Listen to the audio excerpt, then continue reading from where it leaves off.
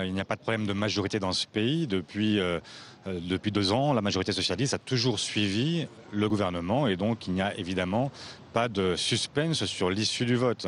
Maintenant, vous l'avez dit vous-même aussi, la confiance, c'est quelque chose qui doit être le plus large possible et donc nous espérons que ceux que vous appelez les frondeurs seront les moins nombreux à s'abstenir. À partir de quel chiffre estimerez-vous que Manuel Valls sera renforcé de ce vote de confiance ? Mais je n'ai pas ni de pronostic ni de chiffre à donner. Ce que je crois, c'est que nous avons un débat qui doit se prolonger, y compris après ce vote, avec celles et ceux qui ne se retrouvent pas totalement dans cette politique. Et contrairement à ce que disait tout à l'heure Apolline de Malherbe sur le Parti socialiste, c'est pas deux gauches qui s'affrontent. Il y a toujours eu des sensibilités différentes au sein de la gauche.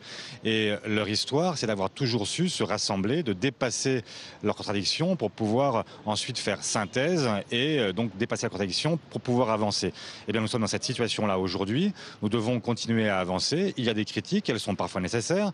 En même temps, ça ne doit pas nous paralyser dans notre action. Et ce que nous devons offrir à ce pays, c'est de la stabilité. Et donc, pour pouvoir renouer avec la confiance, il faut pouvoir dire ce que nous avons entamé, nous le poursuivons parce qu'il n'y a pas de possibilité dans ce pays pour zigzaguer en permanence. Et ne nous rendons pas responsables de causes que dont nous ne sommes pas, de sujets sur lesquels nous ne sommes pas les causes.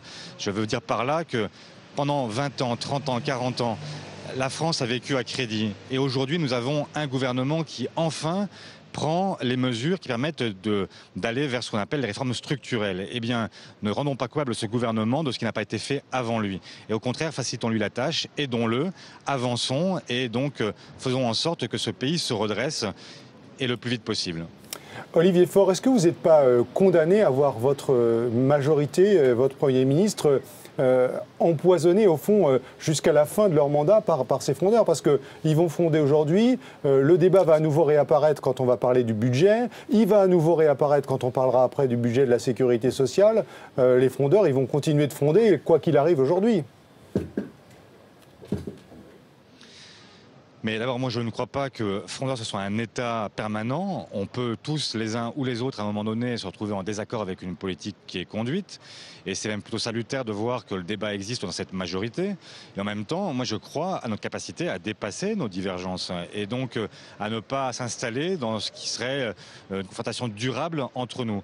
Il y a des gens, vous avez tout à l'heure dit que c'était un affrontement qui était un affrontement depuis 10 ans, etc. Moi, je vois parmi les frondeurs des gens qui ont soutenu Dominique Strauss-Kahn et qui était pourtant considéré comme l'aile droite du Parti socialiste, d'autres qui ont soutenu Martine Aubry, qui n'était pas non plus l'aile gauche du PS, puis d'autres qui ont une tradition qui est effectivement plus ancrée sur l'aile gauche du PS. Donc on a des gens très différents qui ne sont même pas d'accord souvent entre eux et qui n'ont pas de solution alternative à proposer, mais qui cherchent simplement à peser pour infléchir. Donc sur ces sujets-là, discutons, avançons, progressons et puis dépassons nos divisions pour pouvoir nous retrouver le plus vite possible sur une politique sur laquelle nous sommes en réalité sur l'essentiel d'accord.